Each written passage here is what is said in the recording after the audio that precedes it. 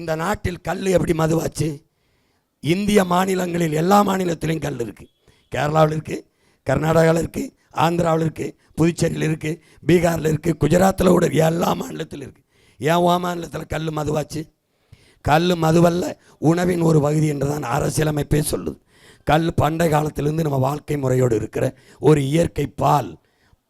இயற்கை பால், தாயின் மார்பிலிருந்து பால், பசுவின் மார்பிலிருந்து பால், பனை தென்னையின் மார்பிலிருந்து பால், மூலிகை சாறு. இது எப்படி மதுவாச்சு? எப்படி மதுவாச்சு? ஏன் ஏன் கல்லை மதுவாக்கி தடை செய்யணும்? ஏன்னா இவர்கள் டாஸ்மார்க்கில் விற்கிற சரக்கு வியாபாரம் குறைந்துவிடும். டாஸ்மார்க் வியாபாரம் குறைந்தால் இவனுக்கு என்ன? எல்லா ஆட்சியாளர்கிட்டையும் சாராய ஃபேக்ட்ரி இருக்குது, தொழிற்சாலை இருக்குது. அந்த தொழிற்சாலையிலிருந்து எடுக்கிற சரக்கு எண்ணிக்கை அளவு குறைஞ்சி போயிடும். அப்போ கல்லை குடித்து செத்தவனும் இல்லை, சொத்தம்பட்டையும் விற்றவனும் இல்லை. கல்லுக்கு திறந்தால் பனை தன்னை உயிர்ப்போடு இருக்கும், மண்ணின் நீர்வளம் உயிர்ப்போடு இருக்கும், விவசாயி வாழுவான். அதனால் என்ன பண்ணுறான்? அதை மூடிட்டு டாஸ்மார்க் சரக்கு வியாபாரம் குறைஞ்சிடக்கூடாதுன்னு இந்த மாநிலத்தில் மட்டும் கல்லை மது என்று தடை செஞ்சு வச்சுருக்கான். இது எப்படிப்பட்ட ஆட்சி முறை? அப்போது கல்லே மது என்றால் டாஸ்மார்க் கடையில் விற்கிற பீரு, பிராண்டி, விஸ்கி, ரம்மு, ஜின் எல்லாம் கோயிலில் கொடுக்கிற புனித நீரா, தீர்த்தமா என்ற கேள்வியை எழுப்பினால் யாரிடத்தில் பதில் இருக்கிறது? யாரிடத்தில்? தாலிக்கு தங்கம் எவன் கேட்டான்? அரைப்பவன் கொடுக்குறேன், ஒரு பவன் கொடுக்குற. குடிக்க வச்ச 6 மாதத்தில் இந்த தாலியாக இருக்கிறியே, 6 லட்சம் பெண்களின் தாலியாக இருந்திருக்கான். நீ யாருக்கு ஓட்டு போட்டு வெள்ள வைக்கிற? ஆத்தாலக்கா, பெரியத்தா, சின்னத்தா, தாலி இருக்கிற வயலுக்கு திருப்பி நீ ஆட்சியை கொடுத்துக்கிட்டு இருக்க. நீ முதலமைச்சர் தேர்வு செய்யலை, சாராய ஆலை அதிபர்களை தேர்வு செய்கிற. இந்தியாவில் எத்தனை மாநிலம்? எந்த மாநிலத்தில் முதலமைச்சருக்கு சாராய ஃபேக்ட்ரி இருக்குது? எந்த மாநில முதலமைச்சருக்கு? ஒன்னாட்டு முதலமைச்சர்களுக்கு தான், உன்னாட்டின் ஆட்சியாளர்களுக்கு தான்.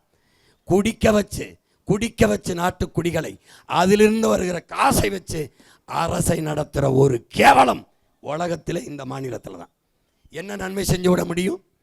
தன் நாட்டுக்குடிகளை குடிக்க வச்சு, மயக்கத்தில் இருக்க வச்சு, உடல் திறனை இழக்க வச்சு, உழைக்கிற திறனை இழக்க வச்சு, சிந்திக்கிற திறனை இழக்க வச்சு, காசை எடுத்து அதை வச்சு ஆட்சி நடத்துவது எப்படி ஒரு நல்ல ஆட்சி?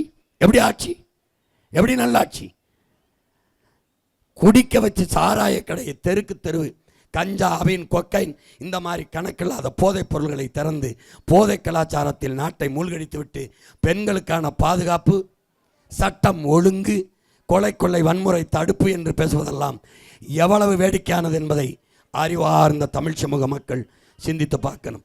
என்னரும் பெற்றோர்கள், என்னிலும் இளைய என் தம்பி தங்கைகள் சிந்தித்து பார்க்கணும். இப்போ இதையெல்லாம் எப்படி சரி செய்கிறது? யார் சரி செய்கிறது? மது இல்லாத மாநிலமாக யார் மாற்றுவா? ஐயா எடப்பாடி நான் வந்தால் டாஸ்மாக் கடையை மூடுவேன் என்கிறாரா? இல்லை, ஐயா ஸ்டாலின் சொல்ல மாட்டார்கள்.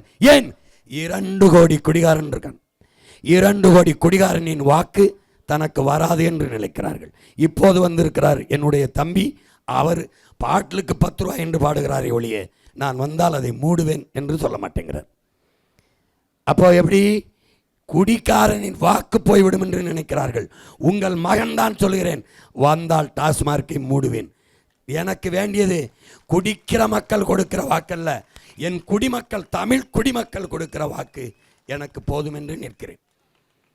சாராயத்தில் மதிமயங்கி தள்ளாடி கொண்டிருக்கிறவன் எப்படி தனக்கான சரியான தலைவனை தேர்வு செய்ய முடியும் என்று அறிவு சமூகம் சிந்தித்து பார்க்க வேண்டும். எப்படி? மதிமயக்கத்தில், மூளை கிறக்கத்தில் இருப்பவன் எப்படி தனக்கான சரியான தலைவனை தேர்வு செய்வான்? எப்படி தேர்வு செய்வான்?